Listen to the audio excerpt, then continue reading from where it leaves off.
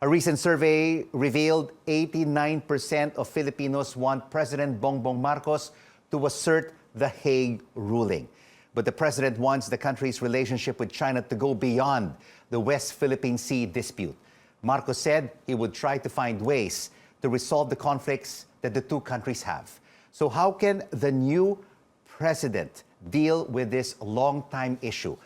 Professor Kishore Mahbubani, diplomat, foreign policy expert, and former president of the United Nations Security Council, joins us now in the studio for his insights. Professor, thank you so much for joining us. We heard it from the Filipino people, 89%. That's a majority of the population want President Bongbong Marcos Jr. to assert the Hague arbitral ruling.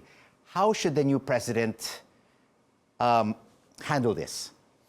Well, I think it's very important for a new president of the Philippines to take the long-term view. Philippines has been a neighbor of China for 1,000 or 2,000 years. Philippines will be a neighbor of China for the next 1,000 or 2,000 years. China will not go away.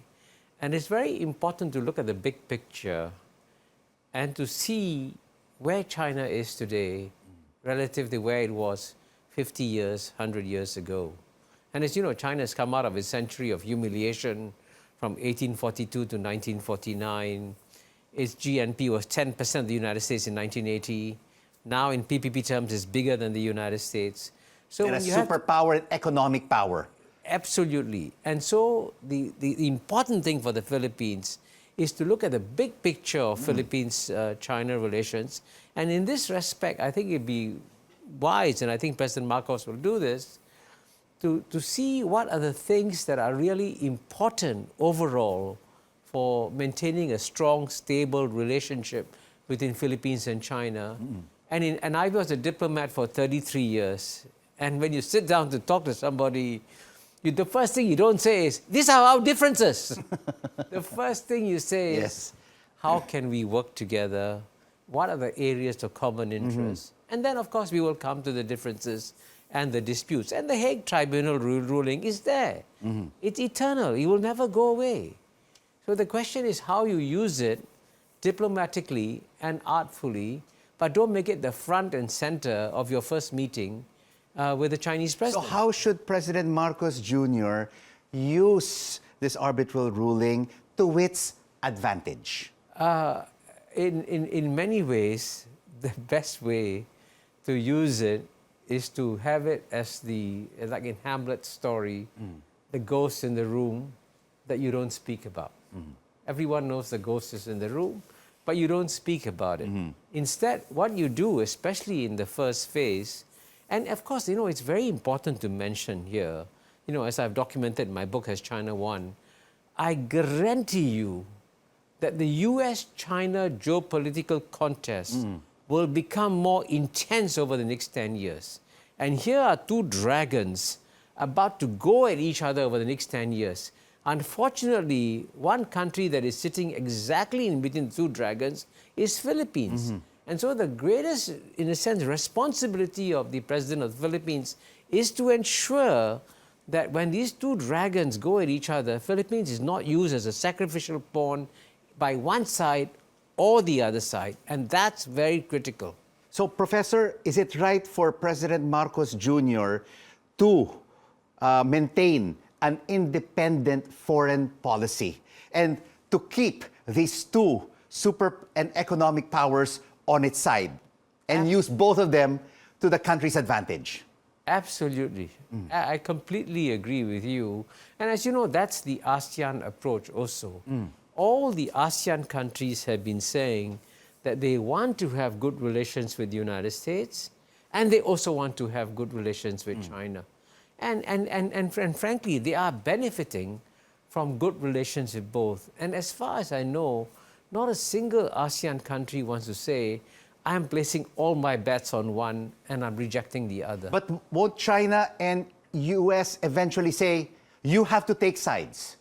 It's either you're for China or for the United States, Mr. President. Well, I think they would like to do that. And I think if Philippines was alone, it would be very difficult for the Philippines. But fortunately, Philippines is a member of the 670 million people organization called ASEAN. And ASEAN has become more and more powerful and more significant. Let me give you one statistic which you may or may not have heard of. In the year 2000, Japan's economy was 8 times the size of ASEAN. Today, Japan's economy is only 1.5 times the size of ASEAN, and by 2030, ASEAN's GNP will be bigger than that of Japan's. So clearly, ASEAN is becoming a formidable force in its own right, and I think if the 10 ASEAN countries work together, that's the best buffer we can have from being pushed by either United States or China to say, you must take my side. Professor, over the past decade, ASEAN and China have been trying to work on this so-called code of conduct. Why can't it be forged at all? Well, I think it's very important here to look at the big picture again, step back, and to see how the ASEAN-China relationship has developed. And let me just give you one statistic so you understand what I'm talking about. In the year 2000, China's trade with ASEAN was only $40 billion. And US trade with ASEAN was $135 billion, right? More than 3 times. 20 years later, US trade has gone up from 135 to 300 billion. China's trade has grown from 40 billion to 800 billion. Yeah. Now, so ASEAN is now the #1 trading partner of China. So is it the fault of the United States for taking ASEAN for granted? And China has overtaken the United States in terms of trade with this very influential group. No, I think what the United States lacks, tragically, and as I say in my book, it has China War, and Henry Kissinger gave me this insight, that the United States lacks a long-term strategy for managing the return of China. China, by contrast, has a long-term strategy. And as part of the long-term strategy, China has invested heavily in ASEAN. So overall, the ASEAN countries have been among the biggest beneficiaries of China's growth and development. And at the same time, we have differences. You're absolutely right. We have differences in the South China Sea. Not all 10 ASEAN countries, only Vietnam, Malaysia, Philippines, and Brunei have differences. But still, we have managed to keep the calm in that area. All these things are potential flashpoints, and we could have had problems and difficulties, but we've kept the situation calm. And I think as the relationship gets closer, as trust gets stronger, then I think the code of conduct will eventually come about.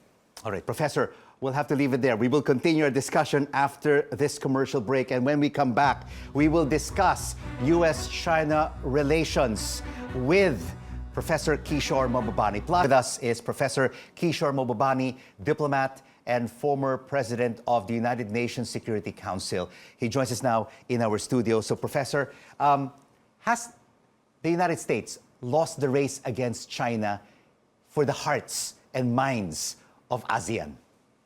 I would say no. There are still significant reservoirs of goodwill towards the United States in Southeast Asia because we've had a long relationship. And as you know, at the hour of need of ASEAN, when ASEAN was created in 1967, it was created as a pro-American organization and at an organization whose creation was condemned by the former Soviet Union and condemned by China, condemned by Beijing. So for many deep historical reasons, you know, there are still large reservoirs of goodwill towards the United States in Southeast Asia. But of course, you're right. The United States faces the danger of losing these reservoirs of goodwill if it doesn't have a consistent and coherent long-term policy for managing relationships with ASEAN. What about President Joe Biden? Does he have a coherent policy for ASEAN and for Asia? Well, I think President Joe Biden, for a start, has been a massive improvement over his predecessor because his predecessor, Donald Trump, was really a somewhat rude, strange, narcissistic person who really didn't understand how to get along with other people. Whereas President Joe Biden, as you know, is a much nicer guy. He reaches out and he stays in touch with the friends of the United States. And in that sense, it's an improvement. But it is not about the president. It's about the long-term strategy. And here, frankly, the United States, when you look at all the things that is coming out, like the Indo-Pacific Economic Framework and all that, these are all slogans with no substance. And so by contrast, when China comes to the table, China proposes an ASEAN-China free trade area. China joins the Regional Comprehensive Economic Partnership, the world's largest free trade agreement. And amazingly, even the free trade agreement that was proposed by the United States, TPP, which was saved as the CPTPP, United States left and China has applied to join. So the United States must develop, frankly, a sound long-term economic strategy for maintaining its presence in Southeast Asia. And the United States has got significant assets in ASEAN. The United States has invested more in ASEAN than in China, Japan, Korea combined. So it has assets, it can do more, and it should do more in Southeast Asia. All right. A lot of Filipinos are being affected. I'm sure many Singaporeans as well, and many ASEAN members are being affected by the Ukraine-Russia war. And this has led to spiraling consumer prices, the depreciation of many developing currencies. When will this be resolved? I mean, this is halfway around the world, but we're feeling the pinch. How soon will this be resolved, Professor? I'm so glad that you emphasize the most important fact about the Ukraine war, that the people who are suffering from this are not just the poor people of Ukraine, and also the Russians, I'm sure, are suffering from the sanctions, but the poor people all over the world, including in Southeast Asia, are suffering as a result of the Ukraine war, and therefore all the rest of the world should speak out and for a start say, let's just have a ceasefire and let's start having negotiations, because this war is not just damaging Ukraine, not just damaging the immediate participants, it's damaging the poor people in the world, and frankly, also it will lead to the collapse of some governments in Europe also. So what should we do? What should ASEAN countries do? They should speak out. President Marcos Jr. said he will not take a stand on the Ukraine-Russia issue. Well, I think what he should say, together with the other ASEAN countries, is that peace is preferable to war. And we should all collectively, and that's why the forthcoming G20 leaders meeting in Indonesia in November is very, very important.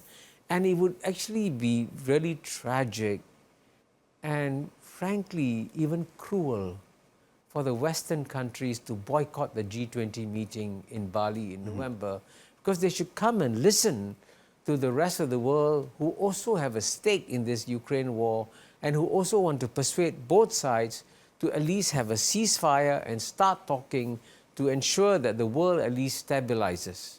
Does this Russian conflict give China any ideas about taking over Taiwan? Absolutely not. I mean, you must understand that the people who make this claim that China will be tempted to take over Taiwan now have a short-term mindset which reflects the American mindset. But China doesn't think in that way. China always thinks long-term. And the most fundamental question that China is asking... And is that the difference between China and Russia? Yeah, huge difference too. And the big difference is China is asking on the Taiwan issue, on whose side is time on? 10 years from now, will Taiwan become much stronger or will China become much stronger? And the answer is China will become much stronger. So if time is working on China's side, then it's easier for China at the end of the day to follow the advice of Sun Tzu, the Chinese grand strategist, who said the best way to win a war is to not fight it. So if China can win over what it wants to achieve in Taiwan without fighting a war, then surely it's in China's interest to do so. So why rush into a war like this? In fact, the one lesson that recent wars have taught us is that a great power like United States couldn't conquer a poor country like Iraq. And a great power like Russia is struggling in Ukraine. So wars are never easy. So the wisest thing for China to do is to avoid a kind of military war because time is on China's side. On that note, thank you so much for joining us on The Final Word. Thank you so much for your insights. Professor Kishore Mahbubani, diplomat, foreign policy expert, and the former president of the United Nations Security Council.